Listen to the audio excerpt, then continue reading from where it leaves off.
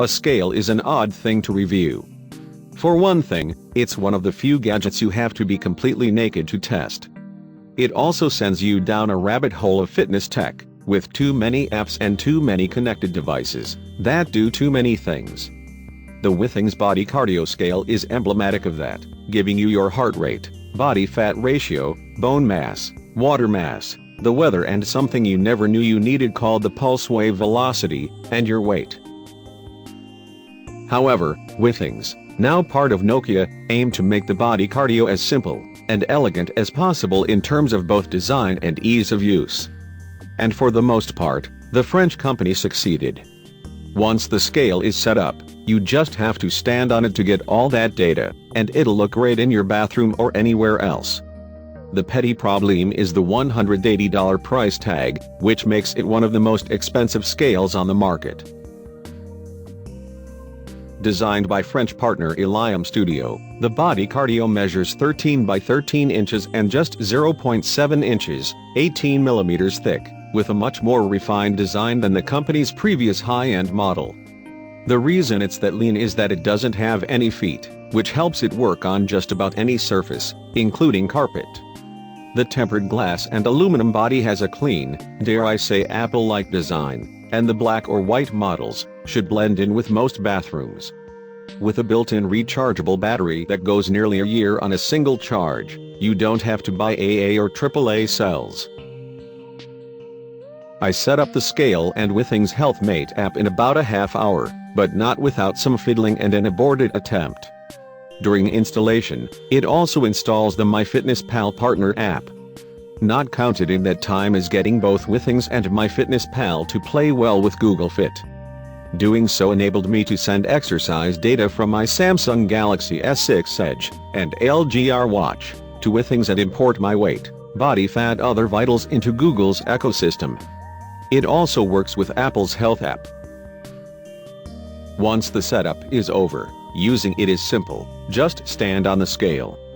Depending on your preferences, it gives you your weight, fat mass, total body water, bone mass, muscle mass, heart rate and the weather forecast. The more data you want, the longer the weighing sessions take. As for the vaunted pulse wave velocity, you have to stand on the scale 5 times before you get your first measurement, and it only shows the figure on the Withings app. So, what is pulse wave velocity? It's the speed that your blood flows through your arteries, and supposedly a good indicator of your cardiovascular health. If the velocity is slow and regular, it means your arteries are flexible, and when they are stiff and unhealthy, the speeds will be higher. The scale calculates PWV by measuring when blood is first ejected from your heart. The electrodes measure when it arrives at your feet and, knowing your height, can calculate the pulse speed. You can't turn the electrodes off, so the scale shouldn't be used by pregnant women or folks with pacemakers. Withings tested the PWV against instruments used by cardiologists and found a good correlation. It's not meant for clinical use, of course, as the FDA merely classifies it as a wellness device. Nevertheless, a high PWV could provoke some folks to see a doctor, and possibly nip a serious issue in the bud. The Body Cardio is a very accurate scale, and pegged my weight to within 0.2 pounds nearly every time. The bone, fat and water composition measurements were also consistent. Consistency is good, but bear in mind that impedance scales are notoriously inaccurate at gauging body fat. My heart rate varied a lot, going from 55 BPM during one measurement up to 100 BPM in another.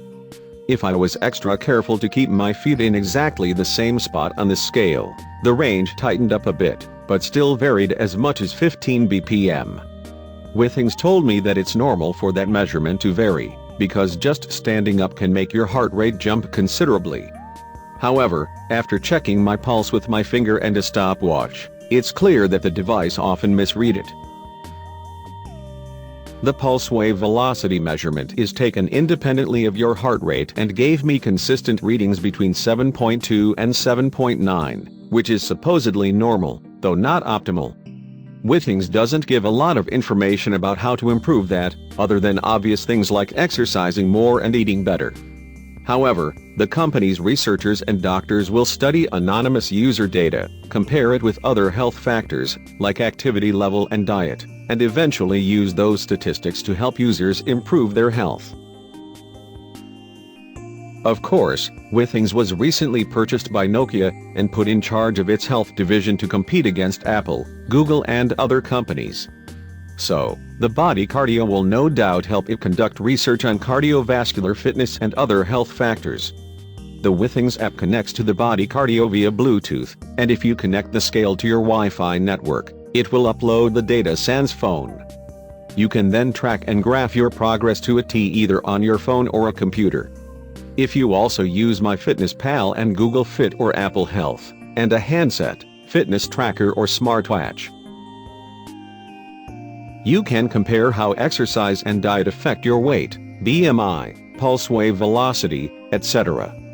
All that data is cool, but I prefer to just watch what I eat, exercise regularly, and then weigh myself once a week to see if it's working. And while the scale was consistent with most measurements, it often misread my heart rate. I'd be more tempted by Withings Body Scale, which launched along with the Body Cardio. It's similarly sleek and gives you all the same data, bar the pulse wave velocity and heart rate, for $130.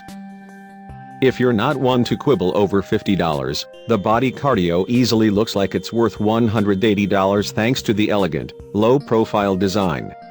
And it delivers more health data than any other scale, which should put it high on the list for committed fitness junkies.